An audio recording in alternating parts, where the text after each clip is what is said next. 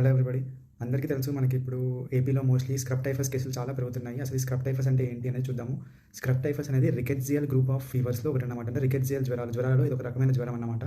ఇది ఎందుకొస్తుంది అంటే ఓరియంషియా షుషుగాముషి అనే ఒక మైక్రో ఆర్గానిజం అనే ఒక క్రిమి అన్నమాట. ఇది మన బాడీలోకి వెళ్ళడం ద్వారా ఇది వస్తుంది.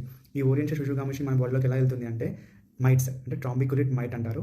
ఇది నల్లిని పోలినటువంటి ఒక కీటకము. నల్లి ఎలా అయితే ఉంటుందో అలాంటి ఒక కీటకము రెడ్ బగ్ లాగా కనిపిస్తూ ఉంటుంది. ఇది మనల్ని కుట్టినప్పుడు ఈ ఓరియంటెడ్ షుషుగాముషి అనేది మన లోపలికి వెళ్తుంది. అలా వెళ్ళినప్పుడు మనకి ఏమవుతుందంటే ఈ జ్వరాలు అనేవి వస్తూ ఉంటాయి.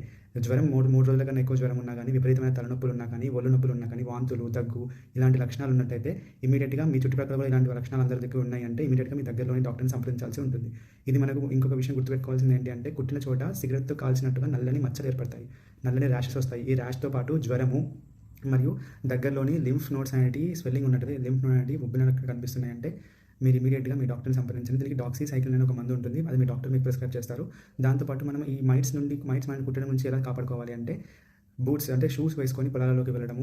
రొడెంట్స్ అంటే ఎలుకల్ని మన నుంచి దూరంగా ఉంచుకోవడం. ఎందుకంటే ఎలుకలు మనకి రిజర్వాయర్‌లా పనిచేస్తాయి. ఎలుకల్లో ఈ ఇన్ఫెక్షన్ అనేది ఉంటుంది. వాటిని కుట్టిన మైట్స్ వచ్చి మనల్ని కుట్టడం ద్వారా మనకి ఇన్ఫెక్షన్ అనేది ట్రాన్స్‌ఫర్ అవుతా ఉంటుంది. కాబట్టి ఎలుకల నుండి ప్రివెన్షన్‌గా ఎలుకలను దూరం పెట్టుకోవాలి. మరియు పొలాలలో పనిచేసే వాళ్ళకి ఇది ఎక్కువగా వస్తుంటుంది. కాబట్టి పొలంలో వెళ్ళే వాళ్ళు షూస్ కానీ కవర్డ్ చెప్పల్స్ అనేవి మొత్తం కాళ్ళు కవర్ అయ్యేలాగా వేసుకోవడము. మరియు ఫుల్ క్లాత్స్ అంటే మొత్తం బట్టలు వేసుకోవడము. చర్మం కనిపించకుండా కళ్ళు కవర్ చేసుకొని వెళ్తే మనకి కొంతవరకు ఈ మైట్స్ అనేటివి మనము మైట్ నుంచి కుట్టడం అనేది మనం తగ్గించుకోవచ్చు.